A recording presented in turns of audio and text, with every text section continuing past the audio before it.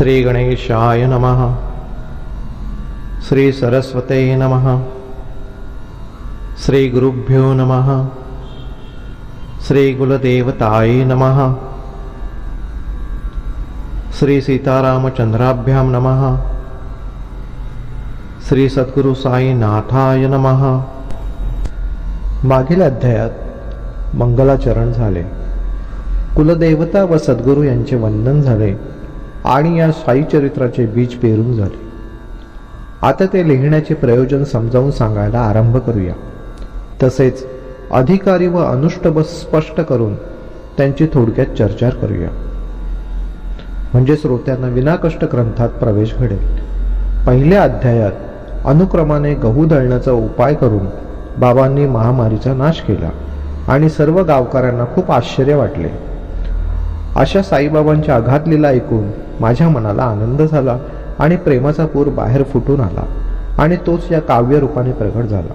म्हणून साईबाबांच्या स्तुतीचे यथामती वर्णन करावे, म्हणजे ते भक्तांना उपदेशकारक व पापनाशक होईल। त्यासाठीच हे साईचे अतिपवित्र चरित्र लिहायला घेतले आणि या लोकी व परलोकी सुख देणाऱ्या कथासत्रांचा आरंभ केला। संतांचे चरित्र सन्मार्ग दर्शविणारे असते, ते न्यायशास्त्र किंवा तर्कशास्त्र नव्हे। तो संतांच्या कृपेला पात्र होईल, त्याला आश्चर्यकारक असे काहीच नाही। तरी श्रोत्यांना माझी प्रार्थना आहे की तुम्ही या आनंदाचे भागीदार व्हावे। सत्संगाच्या व सत्कथा ऐकण्याच्या छंदात जो सदा निमग्न असतो त्याचे भाग्य श्रेष्ठ होय। दीर्घ काळापासून ओळख असलेला व रात्रंदिवस सहवास असलेला जिवलग मित्र, पण त्याचेही चित्र मला रेखाटता येत नाही, तर संत चरित्र काय लिहू? जेथे माझे स्वतःचेच अंतरंग पूर्णपणे मला ओळखता येत नाही, तेथे संतांच्या मनाचे विचार किंचितही उणवीशिवाय मी कसे वर्णावे? आत्म्याचे रूप निश्चित जाणून घेता चारही वेद थकले, तेथे बाबा तुमच्या रूपाची खरी स्थिती मला निश्चितपणे कशी कळेल? स्वतः आधी संत व्हावे, मगच संतांना यथार्थपणे जाणावे असा नियम असताना मला संतांचे वर्णन कसे करता येईल हे मला आधीच ठाऊक आहे। 7 समुद्रांचे पाणी त्याचेही माप घेता येईल आणि आकाशालाही पांघरून घालता येईल, परंतु संत बुद्धीच्या आटोक्यात सापडत नसतात। मी एक निकामी शूद्र माणूस आहे हे माझ्या मनाला ठाऊक आहे, परंतु बाबांच्या अमर्याद प्रताप पाहून मलाही गायची लहर येते आणि ती आवरता येत नाही। दिन दुबळ्यांच्या विसाव्या श्री साईराया, तुझा जय जयकार असो। तुझी माया अगाध आहे, तिचे वर्णन करता येत नाही। तू या दासावर कृपा कर। हे चरित्र मला लिहावेसे वाटते, परंतु हे साहस म्हणजे लहान तोंडी मोठा घास तर होणार नाही ना? माझी फजिती होऊ देऊ नकोस। जे जे संत चरित्रे लिहितात त्यांच्यावर भगवंताची कृपा असते असे ज्ञानेश्वर महाराज म्हणतात। मग मी भीती का धरावी? मी स्वतः जरी जडबुद्धीचा असलो तरी त्याच भगवंताने माझ्या मनात ही स्फूर्ती चेतविली आहे, तेव्हा ते माझे कार्य तडीस नेणेही त्यालाच ठाऊक। भक्त जी जी सेवा करण्याचे ठरवितात ती सेवा संत स्वतःच करून घेतात। सर्व स्फूर्ती संतांचीच असते, भक्त केवळ निमित्त कारण असतात। थोडक्यात म्हणजे हा साई स्वतःच स्वतःचे चरित्र माझ्या तोंडून वधवून घेत आहे आणि म्हणूनच या कथेचा महिमा आदराने गौरव करण्यासारखा आहे।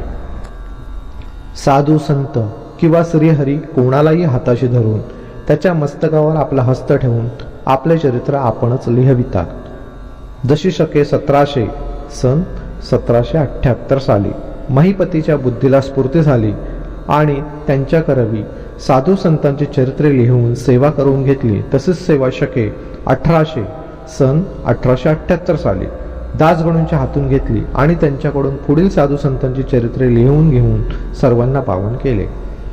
भक्त विजय, संत विजय, भक्त लीलामृत व संत लीलामृत हे जसे महिपतींनी रचलेले 4 ग्रंथ तसेच दासगणूंनी रचलेले 2 ग्रंथ आहेत। एकाचे नाव भक्त लीलामृत तर दुसऱ्याचे नाव संत कथामृत। या दोन्ही ग्रंथातून अलीकडे उपलब्ध झालेल्या भक्तांचे व संतांचे वर्णन केलेले आहे। त्यातील भक्त लीलामृतातील 3 अध्यायात 31, 32 व 33 श्री साई महाराजांचे मधुर चरित्र वर्णिलेले आहे, ते श्रोत्यांनी तेथे वाचावे। तसेच संत कथामृतातील 57व्या अध्यायात श्री साई महाराज एका भक्ताला म्हणजे नानासाहेब चांदोरकरांना गोड ज्ञानोपदेश करतात, तोही वाचावा। याशिवाय रघुनाथ सावित्री भजनमाला या पुस्तकातील रघुनाथ व सौभाग्यवती सावित्री तेंडुलकर यांच्या अभंगगीते अनुभवपूर्वक अलौकिक साईलीला गाऊन जनांच्या मनाला शांती देतात। त्याच पुस्तकाला बाबांच्या एका लेकराने काकासाहेब दीक्षितांनी प्रस्तावना लिहून अत्यंत प्रेमपूर्ण कथामृताचा, जणू काय तहानलेल्या चकोर पक्षासाठी अमृताचा जो वर्षाव केला, तोही भक्तांनी काळजीपूर्वक वाचावा. दासगणूंच्या किरकोळ कविताही अत्यंत मनोरंजक असून त्यातील बाबांच्या लीला ऐकल्या तर श्रोत्यांच्या मनाला आनंद होईल. तसेच गुजराती लोकांकरिता भक्त अमिदास भवानी मेहता यांनीही अत्यंत प्रेमळपणे बाबांच्या चमत्काराच्या काही गोष्टी लिहिल्या आहेत. शिवाय काही श्रेष्ठ सद्भक्तांनी साईप्रभा हे नाव ठेवून पुणे येथे बाबांचा कथासंग्रह प्रसिद्ध केला आहे.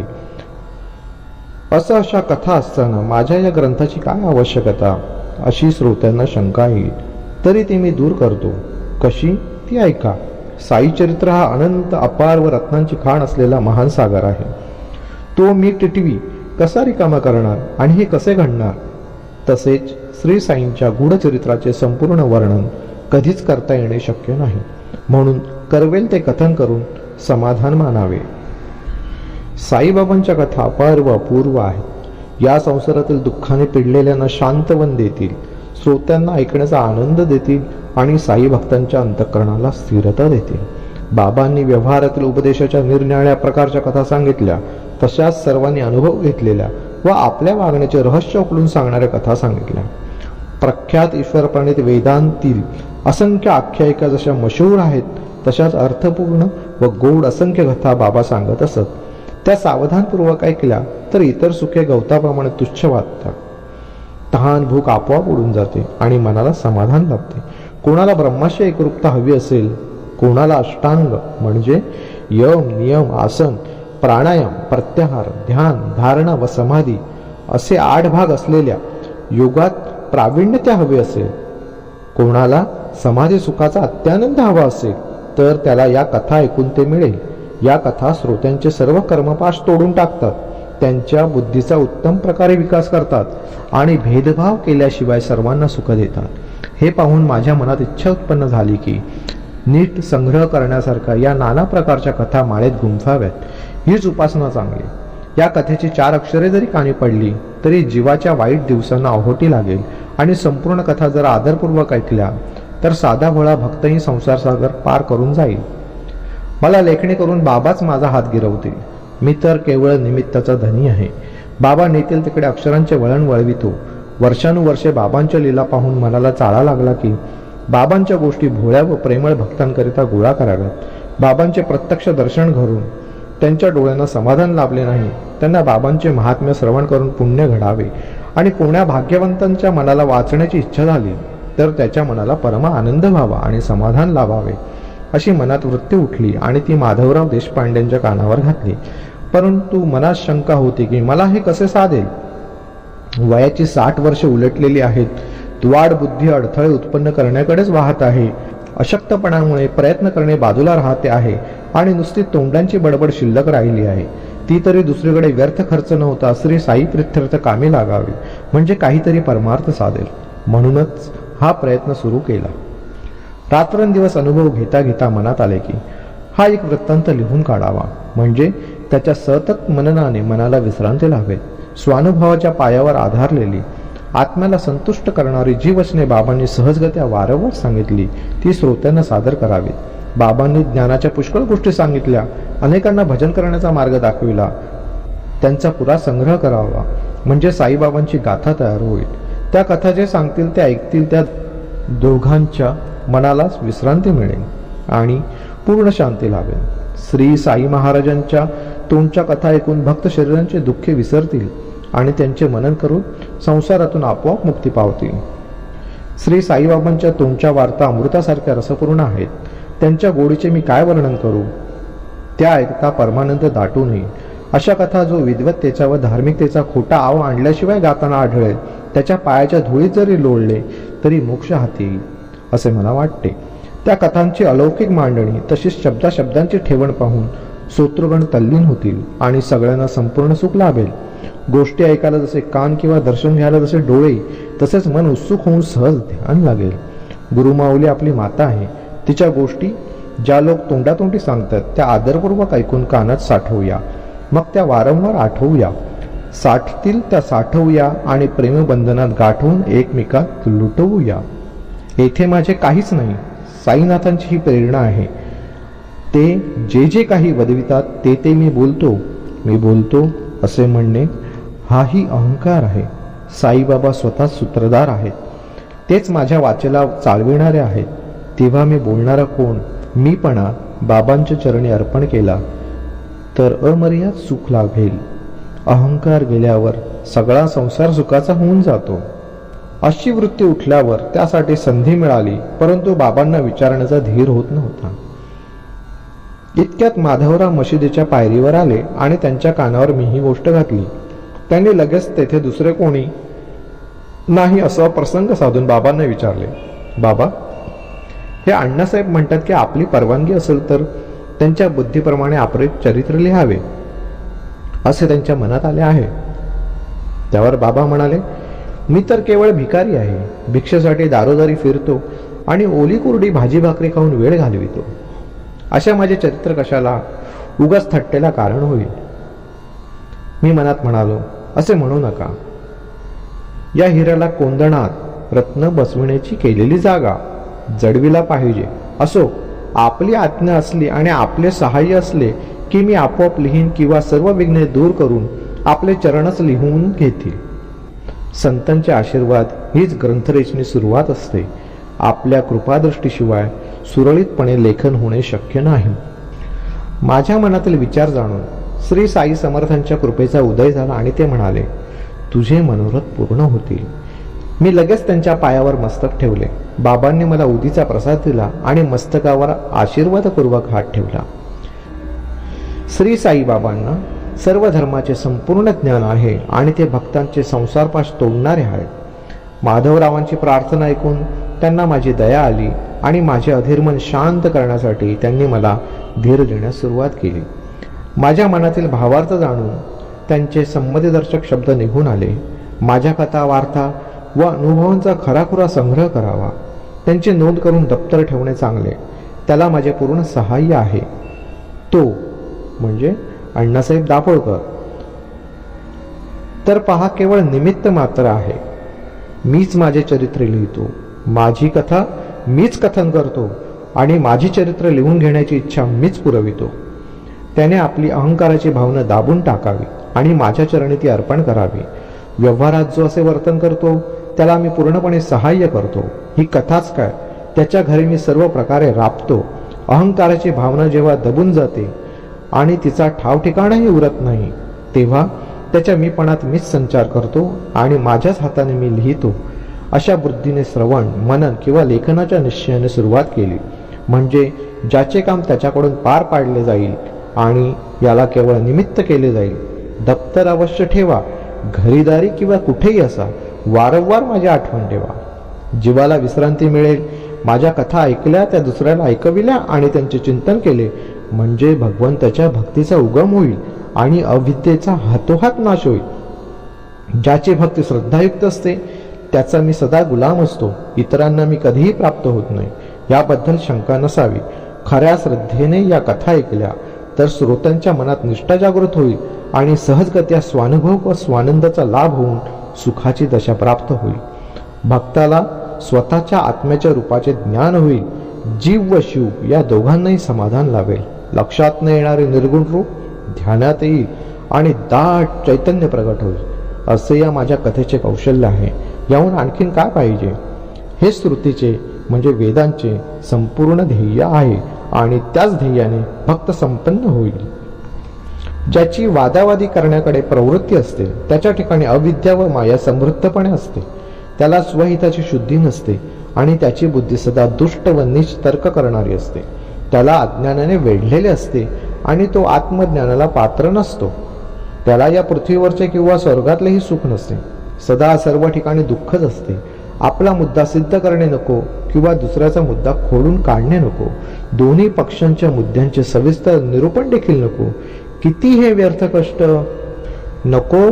पक्ष द्वयात्मक विवरण, दोन्ही पक्षांच्या मुद्द्यांचे सविस्तर निरूपण देखील नको. हे शब्द ऐकले आणि पूर्वी श्रोत्यांना दिलेल्या वचनाची आठवण झाली. मागे पहिला अध्याय संपत आला असताना श्रोत्यांना मी आश्वासन दिले की बाबांनी माझे हिमाळपंत नाव कसे ठेवले याबद्दलची कथा सगळ्यांना आधी सांगेन.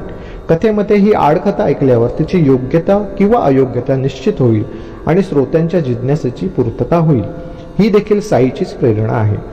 नंतर पूर्वीच्या अनुसंधानाने साई चरित्र सांगितले जाईल, म्हणून ही कथा श्रोत्यांनी लक्ष देऊन ऐकावी. आता या साई लीला ग्रंथाच्या प्रत्येक अध्यायाच्या शेवटी भक्त हेमाडपंत विरचित असे जे आपण ऐकतो ते हे पंत कोण, अशी शंका श्रोत्यांच्या मनात सहज येईल. ती जिज्ञासा तृप्त करण्यासाठी या नामकरणाचा आरंभ कसा झाला ते आदरपूर्वक आपण ऐकावे. जन्मापासून मृत्यूपर्यंत देहासंबंधी 16 संस्कार, हिंदू धर्मातील काही आवश्यक विधी, उदाहरणार्थ गर्भाधान, सीमंतोन्नयन म्हणजे डोहाळे समारंभ, नामकरण म्हणजे मुलाचे नाव ठेवण्याचा संस्कार, उपनयन म्हणजे मुंज, विवाह, श्राद्ध वगैरे शास्त्रात सांगितले आहेत. त्यातला हा एक नामकरण विधी जो सगळ्यांच्या माहितीचाच आहे. श्रोत्यांनो, त्यासंबंधी ही छोटीशी कहाणी ज्यात योग्य प्रसंगी हेमाडपंत नामकरण प्रकट होईल ती लक्ष देऊन ऐका. आधी हा लेखक खट्याळ आहे. जसा खट्याळ तसाच वाचाळ, तसाच टवाळ आणि कुटाळ सुद्धा आहे. ज्ञानाचा तर त्याला विटाळच, स्पर्शच नाही. सद्गुरूचा महिमा ठाऊक नाही. साक्षात कुबुद्धी व कुतर्काची प्रतिमा. सदा स्वतःच्या शहाणपणाचा मोठेपणा व वादविवाद करण्यासाठी सदा तत्पर अशा या पक्क्या वादनिष्ठाची प्रारब्ध रेषाच बलवान होती. म्हणून श्री साईचे चरणकमल नशिबाने त्याच्या दृष्टीस पडले.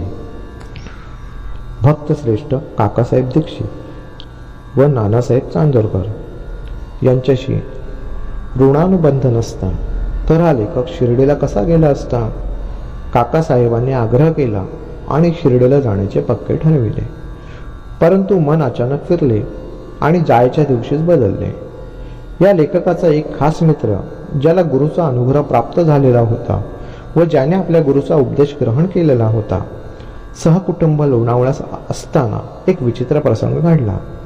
त्याचा एकुलता एक पुत्र शरीराने धडधाकट व उत्तम गुणवान असून त्या शुद्ध हवेच्या ठिकाणी तापाने फणफणला.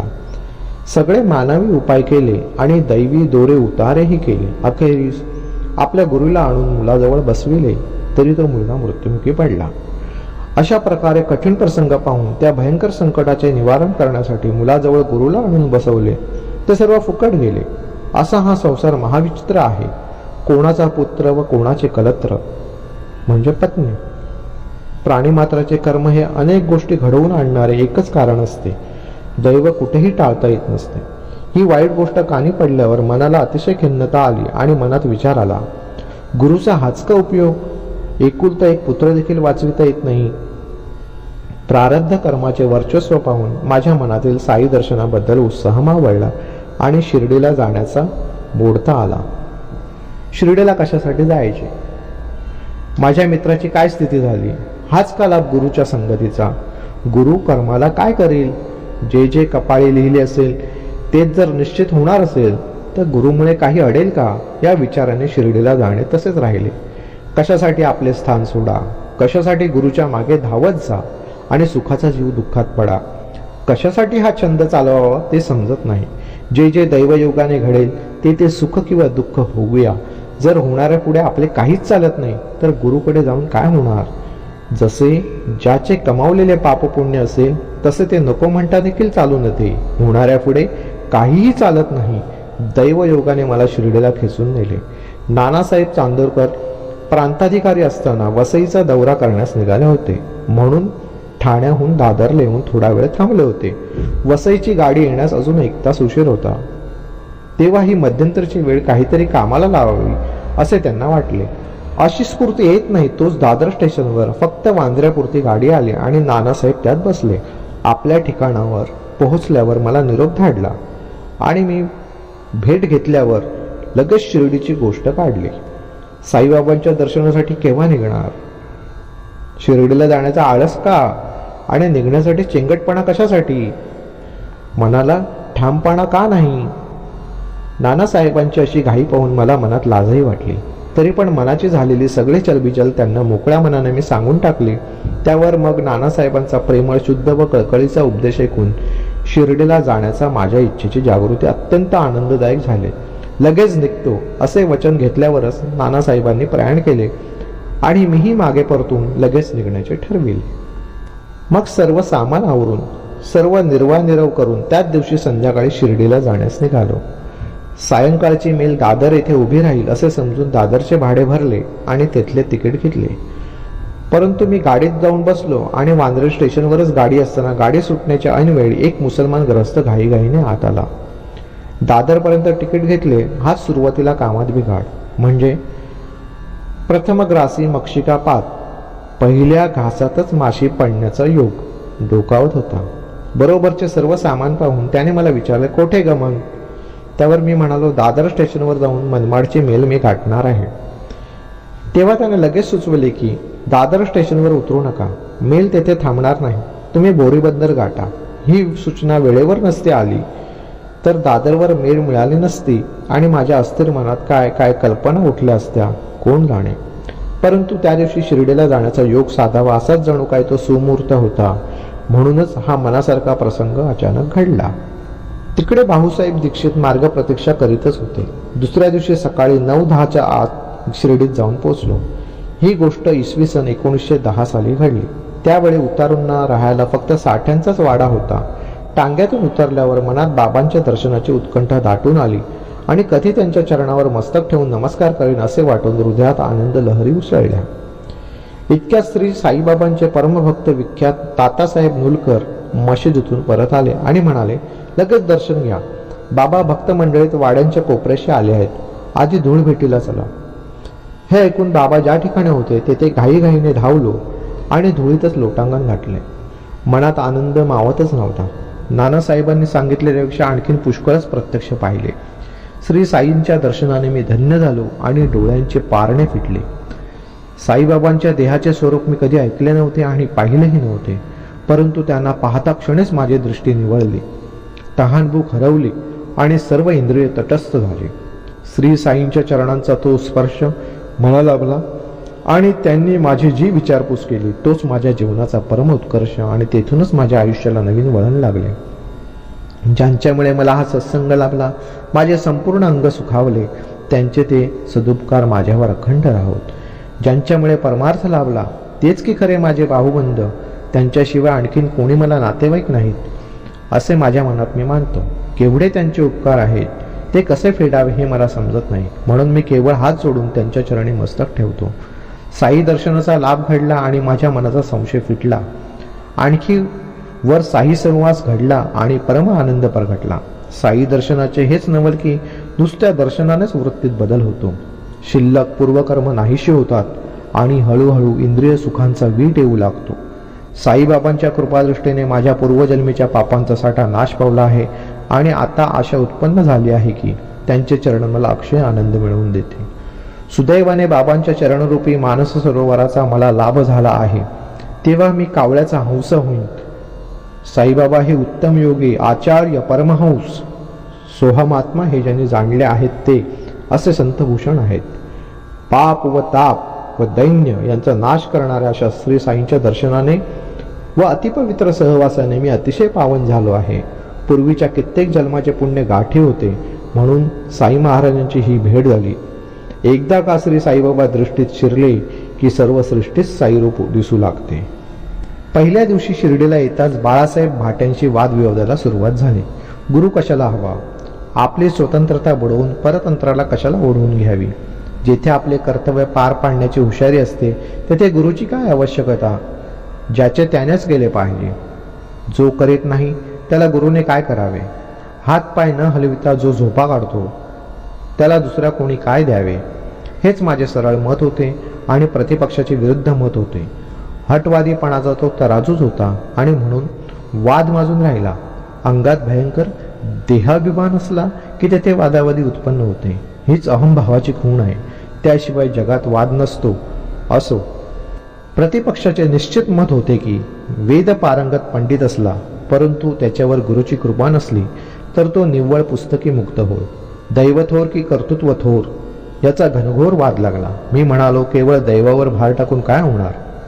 त्यावर विरुद्ध पक्षकार म्हणाले, होणाऱ्या गोष्टीचा प्रतिकार करता येत नाही, भवितव्य टाळता येत नाही. मी म्हणणारे थकले. नशिबापुढे कोणी जावे? एक करता दुसरेच उद्भवते. तुमचा शहाणपणा बाजूला ठेवा.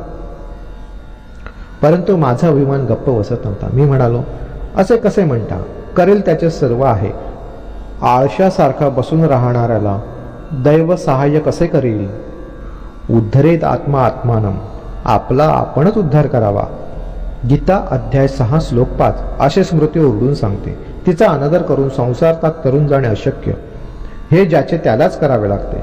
मग गुरुच्या मागे कशाला लागा? आपण जागरूक असल्याशिवाय केवळ गुरुने असून कसे भागेल?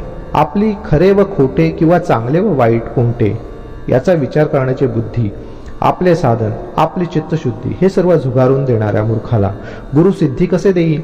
शेवटी हा वाद संपला नाही आणि त्यातून काही फलितही झाले नाही. उलट मनाचे स्वास्थ्य मी गमावून बसलो.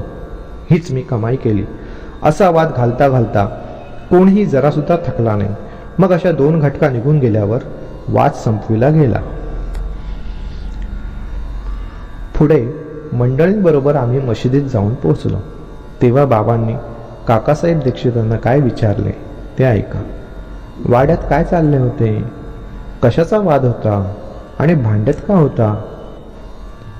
मग माझ्याकडे पाहत ते म्हणाले, हे हेमाडपंत काय म्हणत होते? वाड्यापासून मशिदीपर्यंत मध्ये बरेच अंतर असता बाबांना ही बातमी कशी कळली याचे मला आश्चर्य वाटले.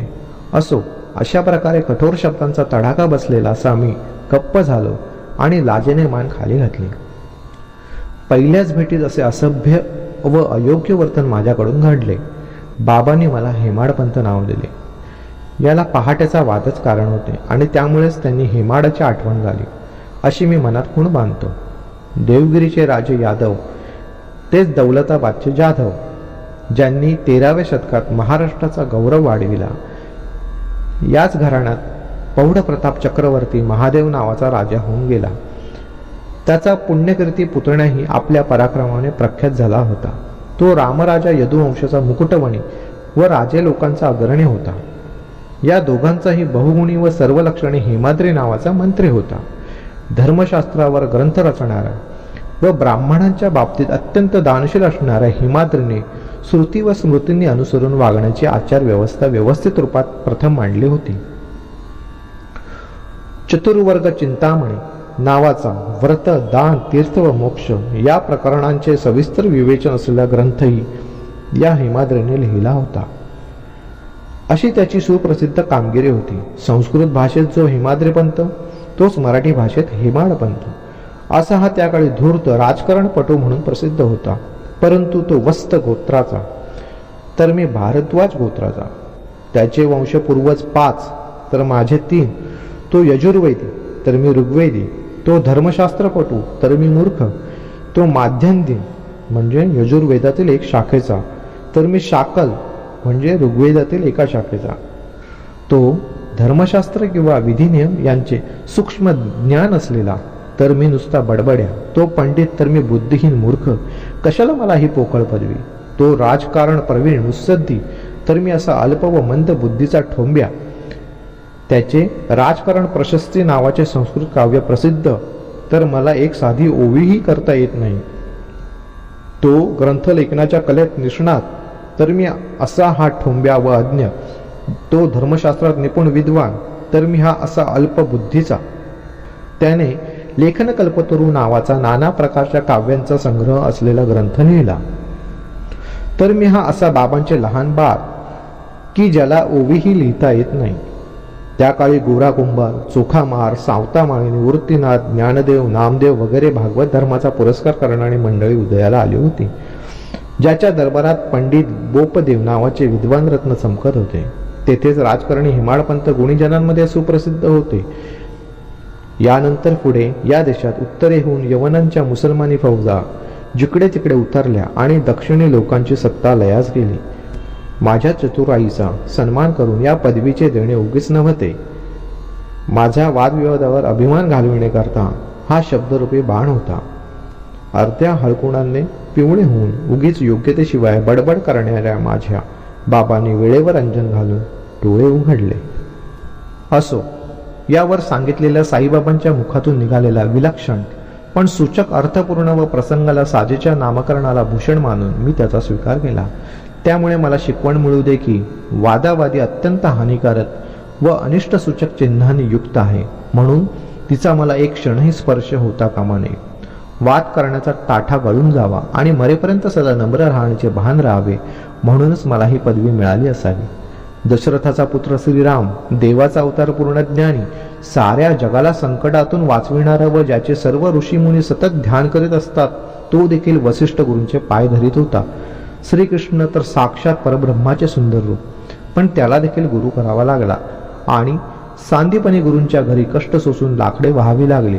तेथे माझी काय मात, मी आणखीन काय करणार, वादावादी कशाला करावी, गुरुशिवाय ज्ञान किंवा परमार्थ लाभणे शक्य नाही, हे शास्त्रांचे सांगणे पक्के केले. वादावादी बरी नव्हे, कोणाची बरोबरी करू नये, श्रद्धा व सबुरी असल्याशिवाय परमार्थ किंचितही साधत नाही. पुढे हेही अनुभवाला आले. अशा रीतीने या नामगौरवाचा मी प्रेमपूर्वक चांगल्या वृत्तीने व निष्पाप मनाने स्वीकार केला. आता हे आपला पक्ष, दुसऱ्याचा पक्ष ही भावना काढून टाकणारे, वाद प्रतिवाद थांबविणारे व सर्वांना एकसारखे बोधप्रद कथानक असू द्या. या ग्रंथाचे प्रयोजन अधिकारी व अनुबंध दाखविले आणि ग्रंथकाराच्या नामकरणाचे वर्णन ऐकविले. आता या अध्यायाचे पाल्हाळ पुढे यथानुक्रमाने सविस्तर गोष्टी हेमाड साईचरणी सादर करील, त्या ऐकायला श्रोत्यांनी तत्पर व्हावे. साईच आपली सुखसंपत्ती, साईच आपली सुखसंवित्ती, सुखाची संपूर्ण जाणीव, साईच आपली परमनिवृत्ती व अंतिम गती देखील श्री साईच. साई चरित्र श्रवण करावे आणि साई कृपेमुळे संसाराच्या जबरदस्त भीतीपासून सुटका करून घ्यावी आणि कलियुगातील दुष्ट वासनांचा मुळापासून नाश करून घ्यावा. सर्वांचे कल्याण असो. अशा प्रकारे संत व सज्जन यांनी प्रेरणा केलेल्या, भक्त हेमाडपंत यांनी रचलेल्या श्री साई समर्थ यांच्या सत्यचरित्राचा कथा प्रयोजन नामकरण नावाचा दुसरा अध्याय समाप्त झाला. श्री सद्गुरू साईनाथांना अर्पण असो. सर्वत्र मंगल असो.